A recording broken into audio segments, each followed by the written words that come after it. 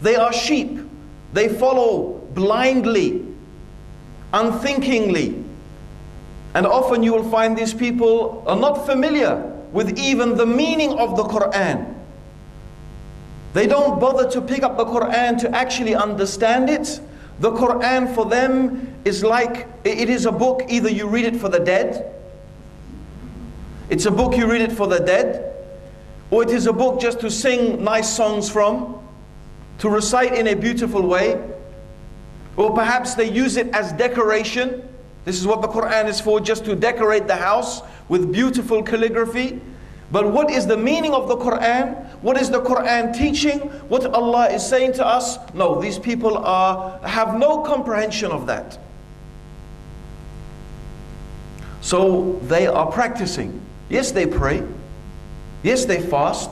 Yes, they follow the customs and the traditions, but usually it is the customs and traditions of their ancestors and their forefathers.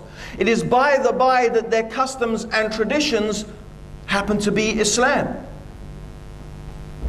But we find the conflict comes when some of those customs and some of those traditions are not from Islam. They have been innovated. They are things that have perhaps been taken from some other religion, from local customs, from contact with some other religion, or they are things that have been invented. And when these things are challenged and presented to those people, they feel as if Islam is being attacked. Because for them, Islam is their culture, Islam is their traditions. And this is a very, very big problem that the whole Muslim world is facing today. This is a very great challenge the Muslims today are facing. Being able to distinguish between religion and culture. This is one of the biggest problems we have in the United Kingdom with the Muslim community. Many Muslims have come over to England to live there, and they brought with them their cultures, their traditions, their practices. But these people are not able to distinguish between culture and religion. And what we find is a major conflict. A major conflict. And we find people are running away from Islam, or actually, as I like to point out, they're not running from Islam. They're running from their cultures. They're running from these traditions that are often imposed upon them that have nothing to do with Islam. And they find that these traditions and these cultures that they practice have almost no relevance to their life as people living in the West. So instead of thinking, instead of understanding, instead of realizing what the root of the religion is about, what is the Quran teaching, what is the Prophet Muhammad sallallahu alaihi wasallam teaching to them, what does Allah want from them? No. What they find is this baggage they have brought with them of their cultures, their traditions, their customs, some of them from Islam, some of them not. Because I don't think, in fact I am sure, that no person would run away from Islam. They would not run away from Islam. Because true Islam is the source for happiness, peace and tranquility in our lives. If a person is truly thinking and practicing this religion, they will find that it brings to them happiness, joy, tranquility, peace. And this is not something that anyone would want to run away from. It is something that they would embrace and they would be happy with. And they would persevere with and they would cling to despite all sorts of odds and challenges. They would cling to that. But no, what do we find? Is often they have this mixture. And it is this mixture that they find appalling. And often it is the un-Islamic things in the culture that actually makes them run away and leave the religion. And I think this is a universal problem. I think in many Muslim societies today, we are facing this challenge exactly. As the world is modernizing, and Malaysia, I think, is a very interesting example of the challenges the Muslim world is facing. Malaysia has tried, from what I know, to embrace the modern world. It has tried to embrace the modern world. It has tried to adapt itself to many of the challenges of modern life. Now, on analysis, there are going to be some mistakes that are made upon the way. There are going to be some extremes that people will go to in order to try and find that balance. But we at least have to focus, and we have to try and understand, well, where is the balance? Where is the center point? What is our point of reference as Muslims? And this is really what we need to talk about today. What is our point of reference? What is the source from which we need to take our guidance and inspiration? Now, I believe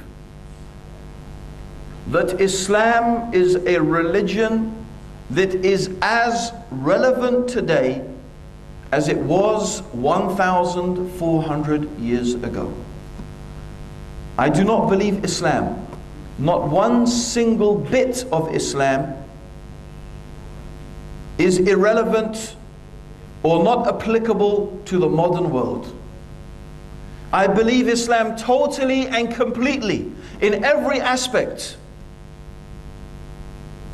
is applicable, is relevant today as it was in the time of the Prophet Muhammad sallallahu alaihi wasallam.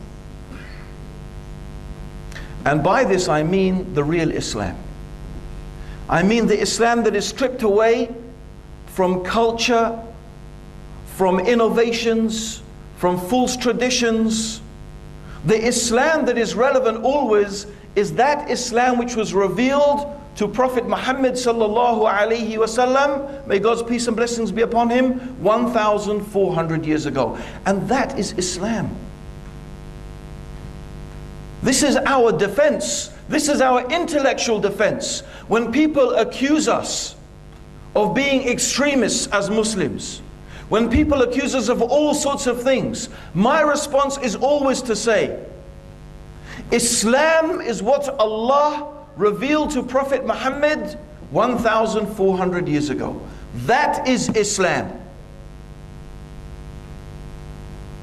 If you want to know what Islam is, then you need to read the Quran and you need to read the life of Prophet Muhammad sallallahu alaihi wasallam and look at the life of his companions, and then you will see Islam. It is not what the Muslims do today. That is not Islam. Islam is free from them and their mistakes and their errors and their misguidance. And this is logical. This makes so much sense. Any thinking person could understand that. And this is implicit in what a Muslim believes. It's implicit in our shahada. La ilaha illallah Muhammadur Rasulullah. We mean something by that. These are not just words that we say. They are words that have a meaning and that have some conditions attached to it. It is a testimony of faith, and a testimony by necessity is something, first of all, that you have knowledge about. How can you testify to something about which you have no knowledge? You do not know what it means. You do not know what it demands from you. So first of all, just by the fact of it being a testimony, when you say ashhadu, I am witnessing, that means I know and I understand without any doubt, and I accept La ilaha illallah Muhammadur Rasulullah, that there is nothing worthy of worship except Allah, and that Muhammad sallallahu alaihi wasallam is the messenger of Allah. And that means, my dear brothers and sisters, may Allah have mercy upon you, implied in that is that we believe Muhammad sallallahu alaihi wasallam is the last messenger. That means something. That means something. That implies something straight away. And what is implied and what is meant and what is understood from that is that after the Prophet Muhammad sallallahu alaihi wasallam there is not going to be any more revelation.